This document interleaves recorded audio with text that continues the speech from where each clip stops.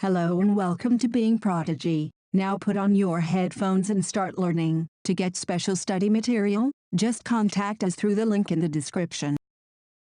We know that 3/4 of the Earth's surface is covered with water, but only a small proportion of it accounts for fresh water that can be put to use. This fresh water is mainly obtained from surface runoff and groundwater that is continually being renewed and recharged through the hydrological cycle. All water moves within the hydrological cycle, ensuring that water is a renewable resource. You might wonder that if 3/4 of the world is covered with water and water is a renewable resource, then how is it that countries and regions around the globe suffer from water scarcity? Why is it predicted that by 2025, nearly 2 billion people will live in absolute water scarcity? Given the abundance and renewability of water, it is difficult to imagine that we may suffer from water scarcity. The moment we speak of water shortages, we immediately associate it with regions having low rainfall or those that are drought-prone. We instantaneously visualize the deserts of Rajasthan and women balancing many matkas, earthen pots, used for collecting and storing water and traveling long distances to get water.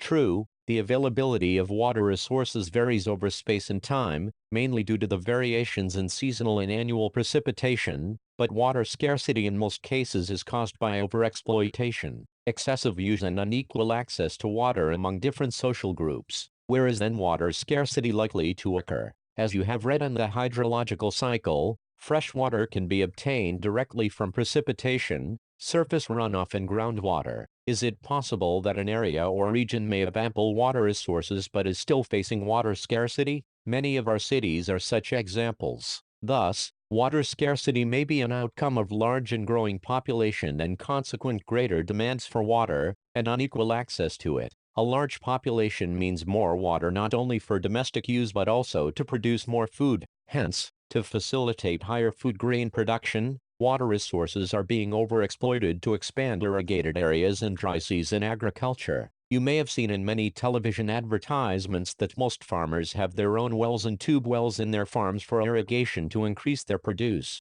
But have you ever wondered what this could result in? That it may lead to falling groundwater levels, adversely affecting water availability and food security of the people. Post-independent India witnessed intensive industrialization and urbanization, creating vast opportunities for us. Today, large industrial houses are as commonplace as the industrial units of many MNCs, multinational corporations. The ever-increasing number of industries has made matters worse by exerting pressure on existing freshwater resources. Industries, apart from being heavy users of water, also require power to run them. Much of this energy comes from hydroelectric power. Today, in India, hydroelectric power contributes approximately 22% of the total electricity produced. Moreover, multiplying urban centers with large and dense populations and urban lifestyles have not only added to water and energy requirements but have further aggravated the problem. If you look into the housing societies or colonies in the cities, you would find that most of these have their own groundwater pumping devices to meet their water needs.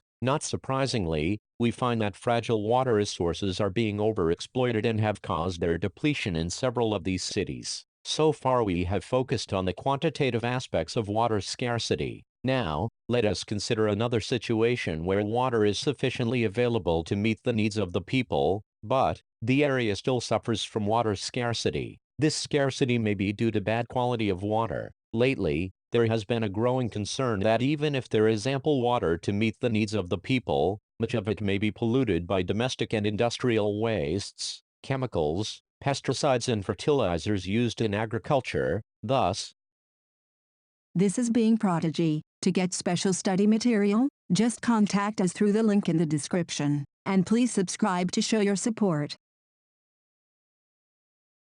making it hazardous for human use. India's rivers, especially the smaller ones, have all turned into toxic streams, and even the big ones like the Ganga and Yamuna are far from being pure. The assault on India's rivers, from population growth, agricultural modernization, urbanization and industrialization, is enormous and growing by the day. This entire life stands threatened. Source: The Citizen's Fifth Report, CSE, 1999. You may have already realized that the need of the hour is to conserve and manage our water resources, to safeguard ourselves from health hazards, to ensure food security, continuation of our livelihoods and productive activities, and also to prevent degradation of our natural ecosystems. Overexploitation and mismanagement of water resources will impoverish this resource and cause ecological crises that may have profound impact on our lives. But, how do we conserve and manage water? Archaeological and historical records show that from ancient times we have been constructing sophisticated hydraulic structures like dams built of stone rubble, reservoirs or lakes, embankments and canals for irrigation. Not surprisingly, we have continued this tradition in modern India by building dams in most of our river basins. What are dams and how do they help us in conserving and managing water? Dams were traditionally built to impound rivers and rainwater that could be used later to irrigate agricultural fields. Today, dams are built not just for irrigation but for electricity generation, water supply for domestic and industrial uses, flood control, recreation, inland navigation and fish breeding. Hence, dams are now referred to as multi-purpose projects where the many uses of the impounded water are integrated with one another. For example, in the Sutlej-Beas River Basin, the Bakra-Nigel project water is being used both for hydel power production and irrigation. Similarly, the Hirakud project in the Mahanadi Basin integrates conservation of water with flood control. Multi-purpose projects, launched after independence with their integrated water resources management approach, were thought of as the vehicle that would lead the nation to development and progress, overcoming the handicap of its colonial past. Jawaharlal Nehru proudly proclaimed the dams as the temples of modern India, the reason being that it would integrate development of agriculture and the village economy with rapid industrialization and growth of the urban economy. In recent years, multi-purpose projects and large dams have come under great scrutiny and opposition for a variety of reasons. Regulating and damming of rivers affect their natural flow, causing poor sediment flow and excessive sedimentation at the bottom of the reservoir, resulting in rockier stream beds and poorer habitats for the river's aquatic life. Dams also fragment rivers, making it difficult for aquatic fauna to migrate, especially for spawning. The reservoirs that are created on the floodplains also submerge the existing vegetation and soil, leading to its decomposition over a period of time. Multipurpose projects and large dams have also been the cause of many new social movements like the Narmada Bachao Andolan and the Tehri Dam Andolan, etc. Resistance to these projects has primarily been due to the large-scale displacement of local communities. Local people often had to give up their land,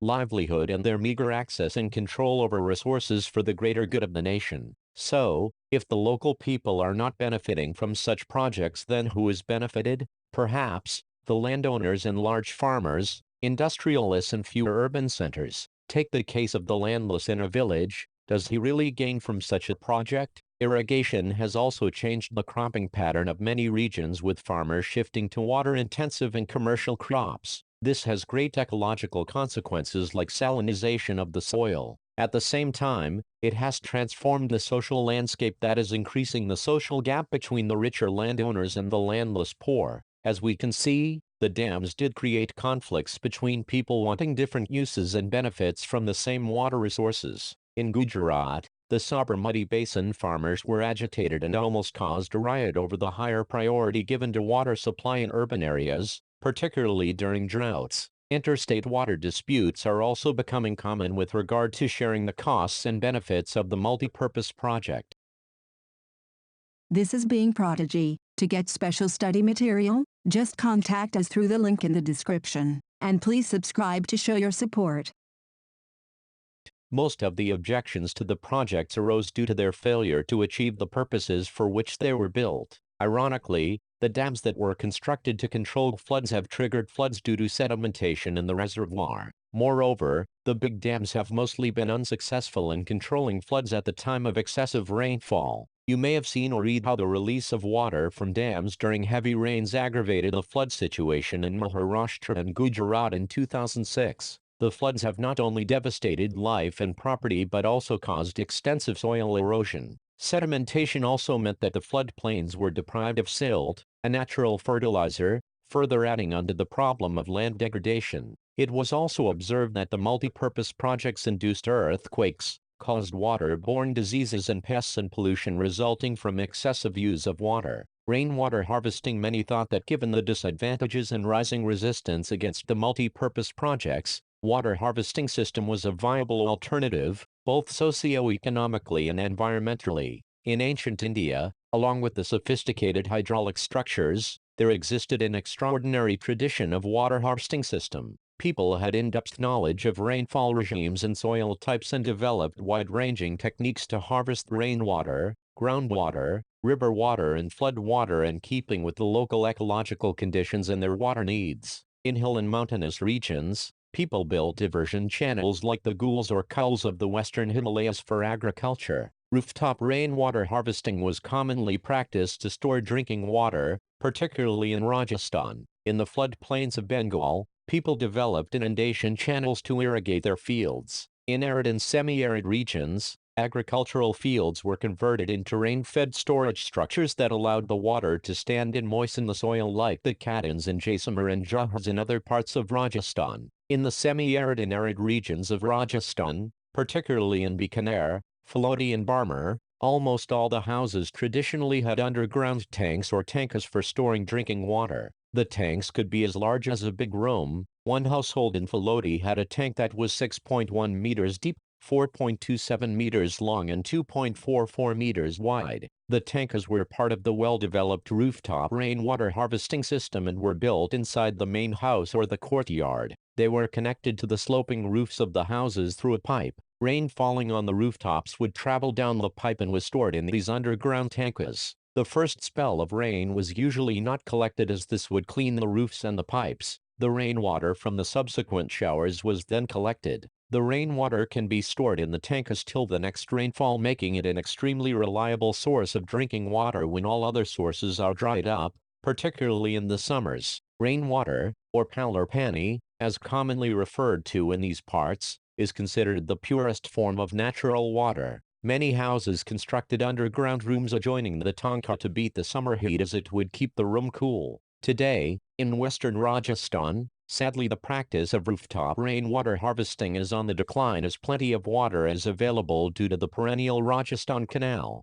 though some houses still maintain the tanka since they do not like the taste of tap water. Fortunately, in many parts of rural and urban India, rooftop rainwater harvesting is being successfully adapted to store and conserve water. In Jendithur, a remote backward village in Mysuru, Karnataka, villagers have installed, in their households, rooftop rainwater harvesting system to meet their water needs. Nearly 200 households have installed this system and the village has earned the rare distinction of being rich in rainwater. See Figure 3.6 for a better understanding of the rooftop rainwater harvesting system which is adapted here. Jendithur receives an annual precipitation of 1,000 millimeters, and with 80% of collection efficiency and of about 10 fillings, every house can collect and use about 50,000 liters of water annually. From the 20 houses, the net amount of rainwater harvested annually amounts to 100,000 liters. This is Being Prodigy. To get special study material, just contact us through the link in the description. And please subscribe to show your support. Thank you and happy learning.